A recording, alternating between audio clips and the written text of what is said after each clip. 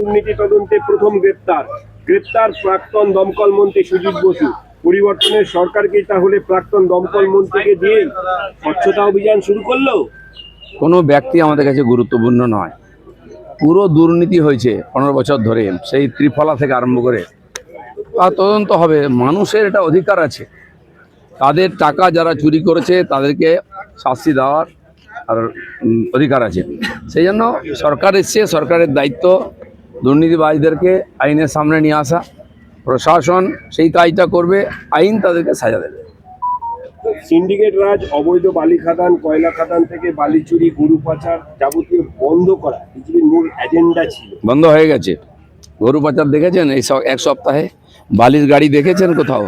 বড় বড় বালির গাড়ি গ্রামে ঢুকে যেত, রাস্তা ভেঙে চুরমার হয়ে গেছে। এমএলএরাও কালকে বলছিলেন যে সব বন্ধ হয়ে গেছে, আর পার্মানেন্টলি বন্ধ হবে। যেখানে সেখানে একটা গেট লাগিয়ে দিয়ে রাস্তায় গুন্ডা ট্যাক্স না হতো, গাড়িতে সমস্ত মানুষের কাছ থেকে সব উঠে গেছে। বাকি যেখানে যা আছে আপনারাও বলুন, আমাদের এমএলএ থেকে মাননীয় মুখ্যমন্ত্রী বলেছেন যেখানে যা আছে খবর দিন, সেখানকার ডিএমের সঙ্গে তাদের মিটিং করানো হবে। সমস্ত কমপ্লেন জনতাকেও বলছি, আপনারা আপনাদের কমপ্লেন আমাদের এমএলএদের মাধ্যমে জানান, মেল করুন, মাননীয় সিএমের দপ্তরে মেল করুন, সব কিছু সমাধান হবে। আপনি সবসময় মানুষের সঙ্গে ছিলেন এবং এখনো আছেন, এবং আপনার যে 3টে দপ্তর, সেই দপ্তর একেবারে মানে রুট মানুষের সঙ্গে কাজ করার দপ্তর। পার্টি হয়তো তাই ভেবেছে যে আমি মানুষের সঙ্গে কাজ করতে ভালোবাসি, তাই আমাকে দপ্তর দেওয়া হয়েছে যাতে আমি মাঠে ঘাটে ঘুরতে পারি। ঠান্ডা করে বসে কাজ করার লোক আমি নই।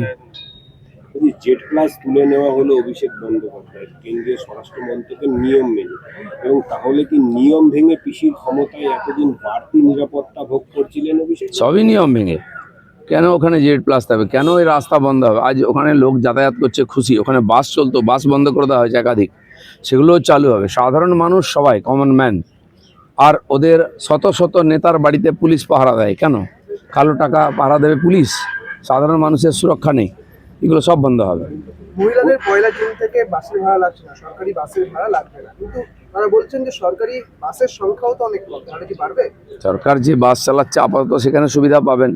পরবর্তীকালে ট্রান্সপোর্ট মন্ত্রী হবেন, তিনি ভাববেন, দেখবেন, বুঝবেন, সিএমের সঙ্গে কথা বলবেন বাস চালানোর দরকার কিনা, কোন রুটে। সিএম দেখলাম আগের সরকারের সময় এমএলএরা বলতো যে ডোমজুর থেকে আমাকে আসতে অসুবিধা, একটা বাস দিন, তো এমএলএর জন্য বাস দেওয়া হলো। বাসের ভাড়া উঠতো না, পোষাতো না, আবার 2 মাস পরে সে বাস বন্ধ হয়ে যেত। অনেক দেখেছি আমরা, বড় বড় করে সেখানে উদ্বোধন হতো পয়সা খরচা করে, কি অমুক বাস হলো, তারপরে 2 মাস পরে দেখা যাচ্ছে বাসটা আর নেই। এরকম স্টান্টবাজির পলিটিক্স আমরা করবো না। সাধারণ মানুষের সুবিধার জন্য যদি মনে হয় সেখানে বাস দেওয়া দরকার, সরকার দেবে। বলছি, সুব্রত গুপ্তের পরেই মুখ্য সচিবের দায়িত্ব পেলেন মনোজ আগরওয়াল।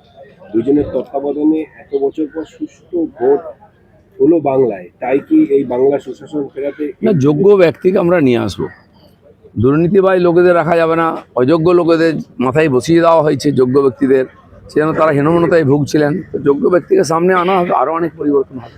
বাড়ির মধ্যে আবার সুড়ঙ্গ, বহুমূল্য আসবাবপত্র। হাওড়ার যে অরূপ রায়, তার ঘনিষ্ঠ তৃণমূল নেতা শামীম আহমেদের বাড়িতে 15 বছরের লুটে তাহলে সুড়ঙ্গের ভেতর সঞ্চয় করতে শিবপুর থানার পুলিশ গেছে। সুড়ঙ্গ দেখবেন, গুহা দেখবেন, ঘরের মধ্যে আলমারি দেখবেন, টাকা ভর্তি, এগুলো সব বেরোবে আস্তে আস্তে।